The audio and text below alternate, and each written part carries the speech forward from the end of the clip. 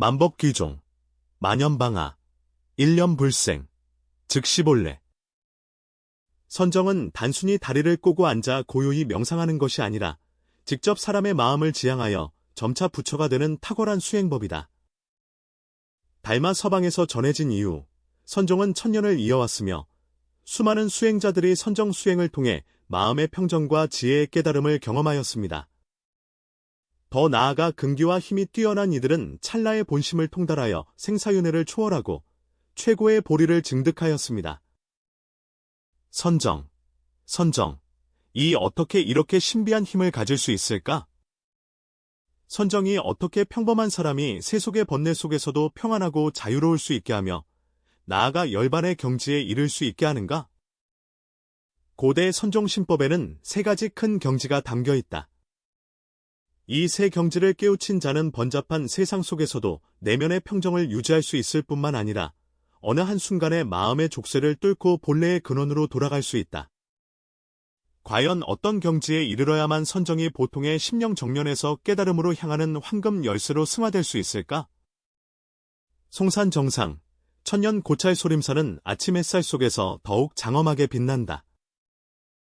대용보전 앞청석 광장 위에 화법결백한 노승 한 분이 좌복 위에 곧게 앉아 있었으니 등은 푸른 소나무처럼 곱고 모습은 밝은 달빛처럼 평온하였다. 그는 바로 소림사 방장 명심선사로 선정 수행에서 수십 년의 깊은 내공을 쌓은 득도한 고승입니다. 그의 앞에 7명의 젊은 승려들이 반원형으로 앉아 있었고 각자의 눈에는 지혜에 대한 갈망이 반짝이고 있었다. 아침바람이 고대 사찰의 처마를 부드럽게 스치며 향나무 향기를 실어 나르고 온 공간에 세속을 초월한 평온한 분위기가 가득하다. 명심선사는 천천히 두 눈을 뜨고 깊고 자비로운 눈빛을 지녔다. 선법의 전통은 천년을 이어왔으며 단지 좌선의 외형적인 형태만을 의미하지 않는다. 이는 사람의 마음, 본심을 직접 가르치는 최고의 묘법이다. 그 소리는 북소리처럼 길게 울려 퍼지며 새벽빛 속에서 고대의 지혜를 전하고 있다. 여러분은 저 노승을 따라 수행한 지 이미 열흘째입니다. 앉은 자세가 점점 바르고 호흡도 점차 평온해지고 있습니다. 이것은 선정 수행의 초기 단계에 불과합니다. 진정한 선정은 세 가지 근본 경지를 거쳐야 하며 각 경지는 마음의 본성에 대한 깊은 진화이며 매번의 돌파는 생명의 본질에 대한 새로운 인식이다. 선종은 보리달마가 동쪽 땅으로 전래한 이래 수천 년의 풍상을 거치며 무수한 수행자들의 시간 속에서 완전한 수행 체계를 이루어왔다. 다른 종교의 복잡한 의식과 달리 외부 실력에 의존하지 않고 내면을 직접 관조함으로써 수행자가 바로 이 순간의 생명의 본래 모습을 체험할 수 있게 한다. 명심선사는 몸 옆에서 이미 누렇게 변한 보리잎 하나를 집어들어 조용히 사람들 앞에 들였다. 이 보리잎은 돌계단 위에 고요히 누워 있었고 조금도 움직인 듯하지 않았다. 바람이 불어 바위 위 잎이 흔들릴 때 바람이 움직이는 것일까? 잎이 움직이는 것일까? 아니면 우리의 마음이 움직이는 것일까? 제자들은 깊은 생각에 잠겼다. 겉보기에는 단순한 이 질문 속에는 깊은 철학이 담겨 있다. 선정의 첫 번째 경계는 외적인 변화와 내면의 동요를 구별하는 법을 배우는 것이다. 우리가 몸을 산과 같이 견고하게 하고 마음을 호수와 같이 평온하게 할 수 있을 때 이미 세심하게 정의된 문턱에 들어선 것이다. 명심선사는 표준적인 선좌자를 시범 보였다. 양다리를 꼬고 앉아 척추는 자연스럽게 곧게 펴고 두 손은 단전에 놓아 선정인, 정인을 맺었으며 머리와 목은 바르게 세우고 눈은 살짝 감았다. 자세는 겉으로는 바르면서도 내면의 상태가 핵심이다. 앉는 순간부터 자신의 생각의 흐름을 관찰하기 시작해야 하며 마치 방관자처럼 자신의 정신 활동을 바라보아야 한다. 지원을 이름으로 하는 젊은 승려가 먼저 질문을 드렸습니다. 스승님, 제가 자주 좌선을 시도할 때마다 생각이 자꾸 흩어지고 여러 잡다한 생각들이 밀물처럼 몰려오는데 어떻게 대처해야 할까요? 이는 모든 초보자가 반드시 겪게 되는 문제입니다. 명심선사는 미소를 지으며 대답했다. 이것이 바로 세심한 정의가 해결하고자 하는 핵심 문제이다. 초보자들은 종종 선정을 모든 생각을 강제로 억제하여 뇌를 완전히 비워야 한다고 오해한다. 이러한 이해는 잘못된 것입니다. 진정한 흡성의 정의는 집착하지 않는 깨달음의 마음가짐을 기르는 것이다. 잡생각이 일어날 때 그것들을 억지로 쫓아내려 하지 말고 그 내용에 따라 감정의 동요를 일으키지도 마십시오. 마치 구름이 하늘을 흘러가는 것처럼 평온하게 이 생각들의 오고 감을 관찰하면 된다. 명심선사는 제자들을 인도하여 실제 수행을 시작하게 하였다. 지금 모두 좌선을 조정하시고 눈을 감으신 후 주의를 부드럽게 호흡에 집중해 주시기 바랍니다. 호흡을 조절하지 말고 자연스러운 리듬을 유지하세요.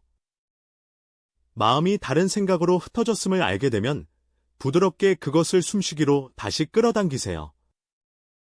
자신을 비판하지 말고 좌절감을 느끼지 마십시오. 지도가 깊어지면서 제자들은 점차 이러한 관조적 좌선의 묘미를 체험하게 되었다. 원래 분주하던 마음이 차츰 평온해지기 시작했다. 생각들이 여전히 떠오르긴 하지만 예전처럼 감정을 휘둘러대지 않고 마치 지나가는 나그네처럼 자연스럽게 흘러간다. 이 경계를 세심하게 정의하는 것은 겉보기에는 간단해 보이나 사실은 장기간의 인내심을 가지고 연습해야 한다.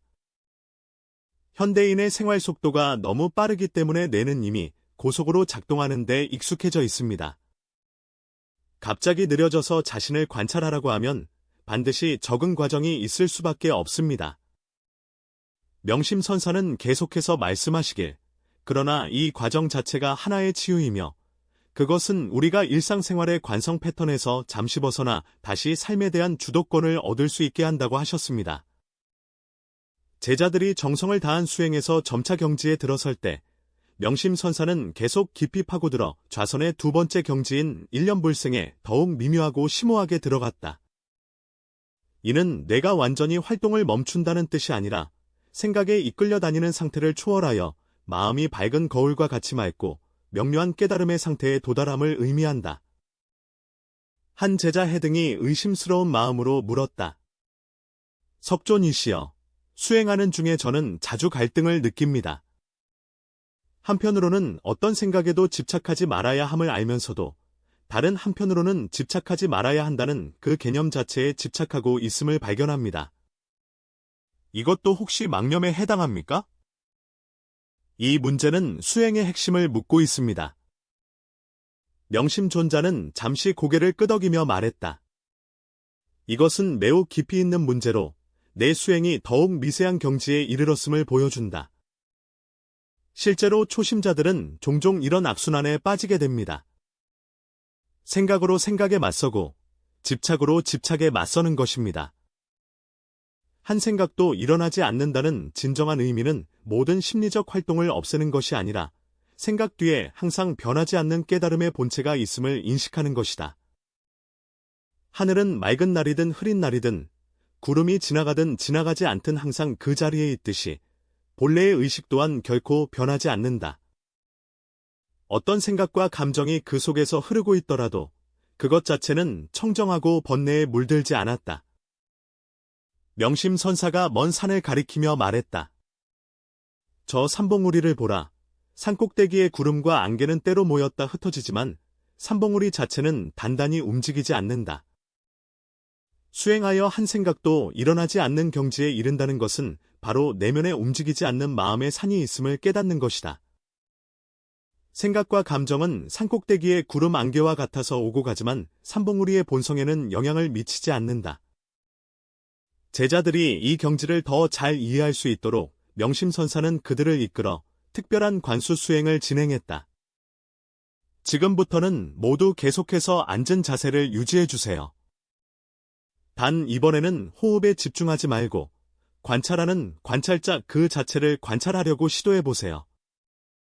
누가 호흡을 관찰하는가? 누가 생각에 오고 감을 자각하는가?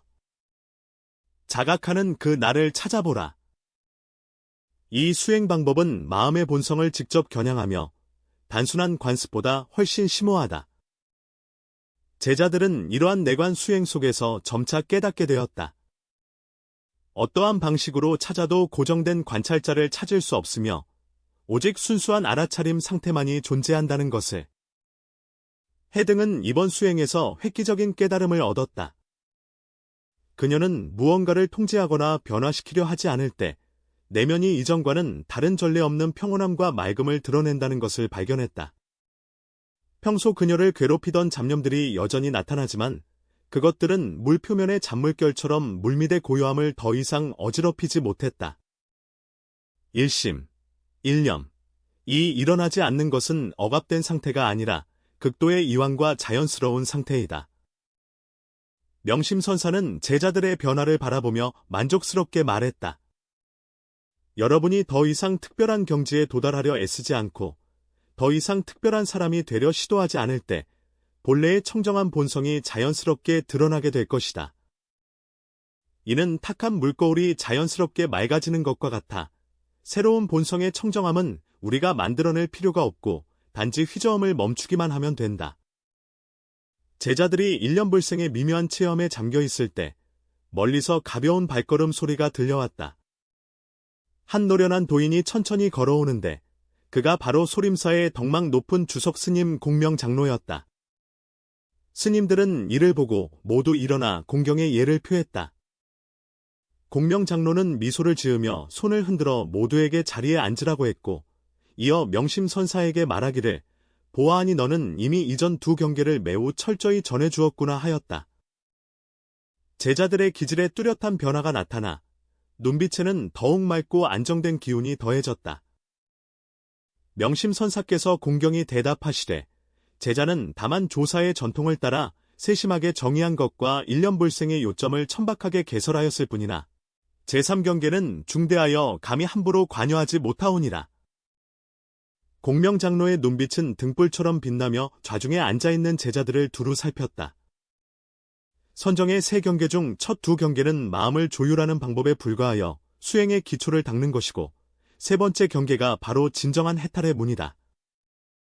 그것은 윤회에서 열반으로 나아가는 중요한 전환점이다. 여기까지 듣자 제자들은 모두 간절한 모습으로 드러내며 참지 못하고 물었다. 장로님, 세 번째 경계는 도대체 무엇입니까?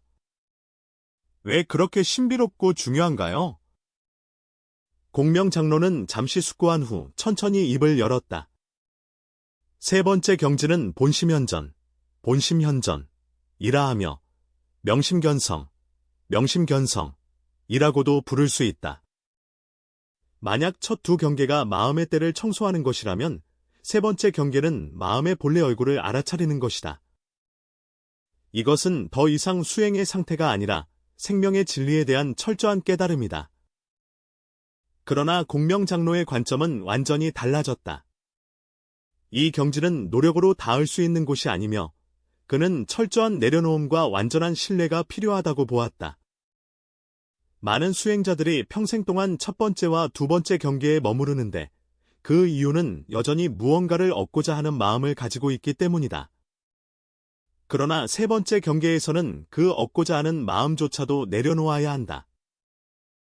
해등 스님이 담담하게 물었다. 어르신, 만약 깨달으려는 마음조차 내려놓아야 한다면 우리 수행에 어떤 의미가 있습니까? 이 질문은 수행의 가장 깊은 면을 건드렸다. 공명 장로는 잠시 그것을 지켜보았다. 이것은 지혜에 관한 문제이다. 수행에는 확실히 이런 역설이 존재한다. 깨달음을 얻으려 애쓸수록 깨달음은 오히려 멀어지게 된다. 당신이 깨달음을 얻고자 하는 마음을 완전히 포기할 때 깨달음은 오히려 그 순간에 일어날 수 있습니다. 이는 마치 한 사람이 자신의 눈을 보고자 할 때 거울을 통해 눈의 모습만을 볼 수 있을 뿐 결코 직접 눈 그 자체를 볼 수 없는 것과 같다. 마찬가지로 우리는 자신의 본성을 인식하고자 할 때 사고와 개념을 통해서는 안 되며 사고를 초월한 직접적인 체험을 통해서만 가능하다. 공명 장로는 계속해서 깊이 있게 해석하며 본성이 현존하는 이 경지는 고대인들이 도노 또는 게오라 부른다고 하였다. 그 특징은 갑작스러움과 철저함에 있으며 평범한 어느 순간 수행자가 갑자기 자신의 본래 모습을 깨닫게 된다. 그 깨달음은 매우 명확하고 확실해서 더 이상 어떤 의심도 없게 된다. 깨달음은 새로운 것을 얻는 것이 아니라 항상 그 자리에 있던 것을 깨닫는 것이다. 태양이 항상 하늘에 빛나고 있지만 구름에 가려져 있을 뿐이다. 구름이 걷히면 태양의 광명이 즉시 드러난다. 우리의 부처성도 마찬가지로 그것은 결코 우리를 떠난 적이 없으며 다만 망념과 집착에 의해 가려졌을 뿐입니다. 명심선사는 보충하여 말씀하시기를 나의 수행 과정 중에 한 번 이런 경험이 있었다고 하셨다. 그것은 평범한 황혼이었고 나는 절 뒤산의 오솔길을 천천히 걷고 있었습니다. 갑자기 모든 갈라짐의 마음이 사라지고 나와 산천, 하늘, 대지가 하나로 융합되었습니다. 말로 표현할 수 없는 완전함과 자유로움이 오늘날까지도 잊히지 않습니다. 하지만 이러한 체험은 빠르게 오고 빠르게 가기 때문에 집착해서는 안 된다. 공명장로는 고개를 끄덕이며 동의하였다. 그렇다. 처음 깨달음을 체험하는 것은 대개 일시적이며 번개처럼 어둠을 비추는 것이다.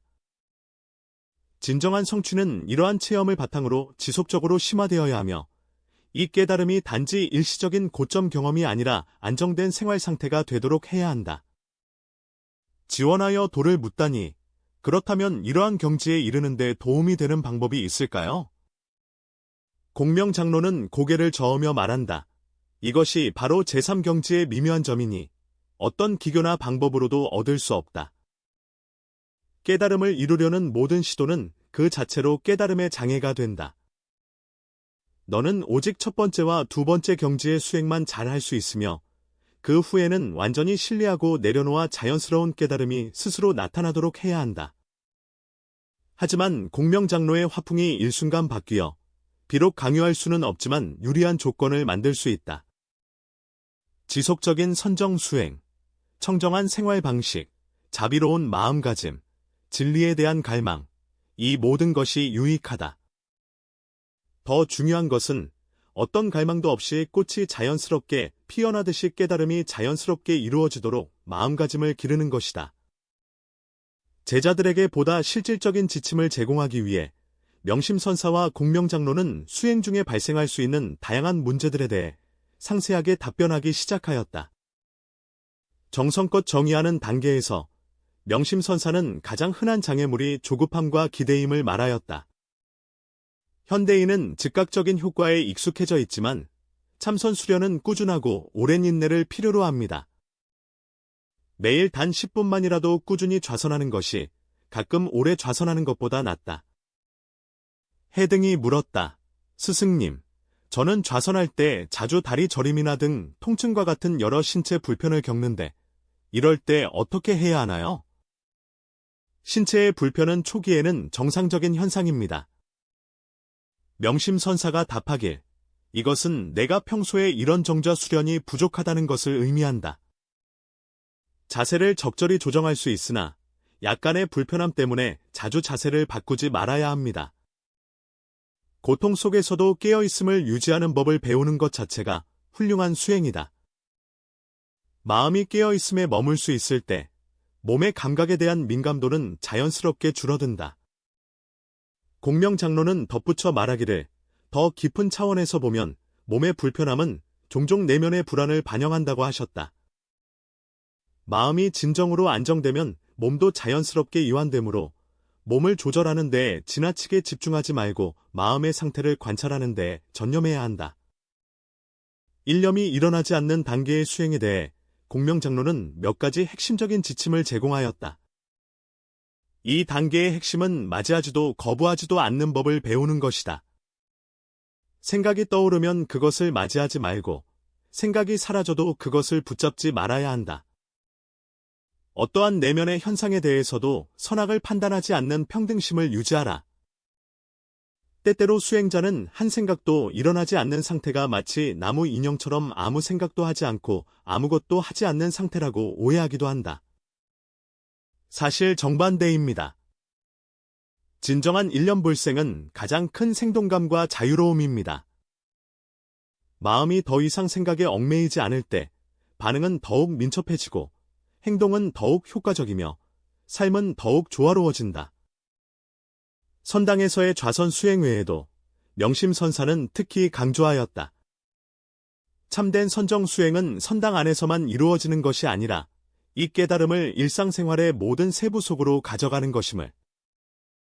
걷고 있을 때 걷고 있음을 알고, 밥을 먹을 때 밥을 먹고 있음을 알고, 말을 할 때 말을 하고 있음을 아는 것.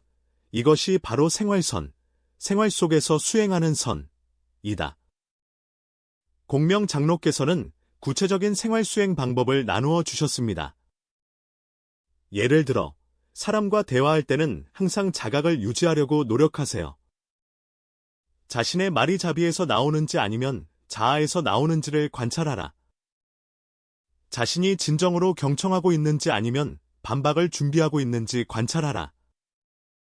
일할 때에는 어떤 일을 하든 현재의 집중을 유지하며 마음이 과거의 후회나 미래의 걱정으로 흘러가지 않도록 하라. 심리적으로 격앙된 상태에서도 선정의 깨달음을 실천할 수 있다. 분노나 슬픔이 일어날 때 즉시 그 감정에 휘둘리지 말고 잠시 멈추어 깊이 숨을 들이쉬며 그 감정들이 몸속에서 어떻게 느껴지는지 관찰하고 그것들이 당신의 생각에 어떤 영향을 미치는지 살펴보라. 이러한 깨달음 자체가 강력한 치유 효과를 가지고 있다. 지원께서 물으시기를, 그러면 수행 과정에서 자신의 진보를 어떻게 판단할 수 있습니까? 공명 장로께서 답하셨다. 진정한 진보는 내가 얼마나 오랫동안 할 수 있는가에 있지 않고 특별한 체험을 했는가에 있지 않다.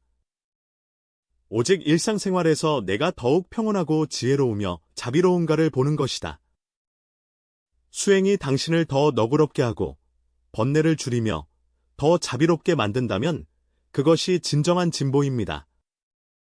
석양이 지고 소림사의 그릇 속에서 소리가 울려 퍼질 때 이번 깊은 법문은 막바지에 이른다. 공명 장로는 먼 산을 바라보며 감회에 젖어 말했다. 참선이라는 고대의 수행 예술이 오늘날과 같이 도전이 가득한 시대에 더욱 중요하게 여겨진다고. 현대인은 전례 없는 심리적 압박과 정신적 고통에 직면해 있으며 선정은 직접적이고 효과적인 해탈의 길을 제공합니다. 과학 연구는 정기적인 좌선 수행이 뇌 구조를 현저히 개선하고 면역력을 강화하며 불안과 우울의 정도를 감소시킬 수 있음을 증명하였다. 그러나 이것들은 단지 부수적인 산물에 불과하며 선정을 통해 진정한 가치는 우리가 생명의 본질을 깨닫고 내면의 영원한 평화와 기쁨을 찾는 데 있습니다. 명심선사는 정리하여 말하였다. 선정을 세 가지 경계로 나누어 세심하게 정의하였는데 일념이 생기지 않고 본성이 현존하는 이 세 가지가 완전한 수행의 계단을 이룬다. 각 경계는 고유한 기능과 의미를 지니고 있으나 이들은 엄격히 분리된 것이 아니라 상호 침투하며 나선형으로 상승한다. 때때로 초심자도 우연히 고차원 경지의 일면을 체험할 수 있다. 오랜 수행자도 끊임없이 기초 수행으로 돌아가야 한다. 가장 중요한 것은 수행이 삶을 도피하기 위한 것이 아니라 더 나은 삶을 살기 위한 것이라는 점입니다. 선정을 통해 자신의 본성을 깨달으면 외부 세계는 변하지 않았음을 알게 되지만 당신과 세계와의 관계는 완전히 달라집니다. 당신은 더 이상 삶의 희생자가 아니라 삶의 창조자입니다. 당신은 더 이상 외적인 변화에 휘둘리지 않고 내면의 평정에서 지혜로운 응답을 합니다. 마지막 한 줄기 저녁 노을이 산 뒤로 사라질 때 서희 제자들의 마음 속에는 전에 없던 수도에 대한 열정이 불타올랐다. 그들은 오늘 배운 것이 단지 몇 가지 참선 기술이 아니라 완전한 생명 철학과 수행 체계임을 깊이 깨달았다. 해등과 장도가 말씀하시길, 스승님과 장로님의 자비로운 가르침에 감사드립니다. 나는 이제 깨달았다. 수행은 목표 지향적인 과정이 아니라 하나의 생활 방식이라는 것을.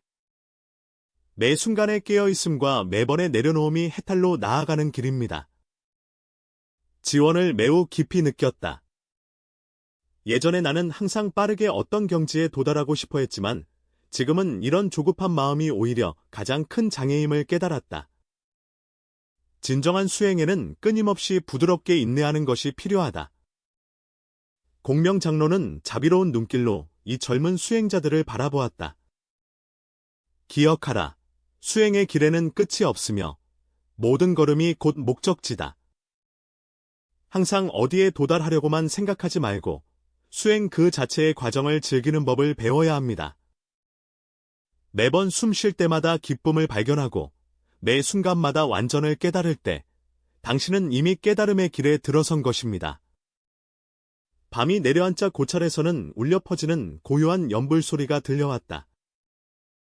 2000년 고대의 생애범주 안에서 선정의 지혜는 감로수처럼 인간 세상에 내려와 깨달음을 갈구하는 모든 마음을 적시고 있다.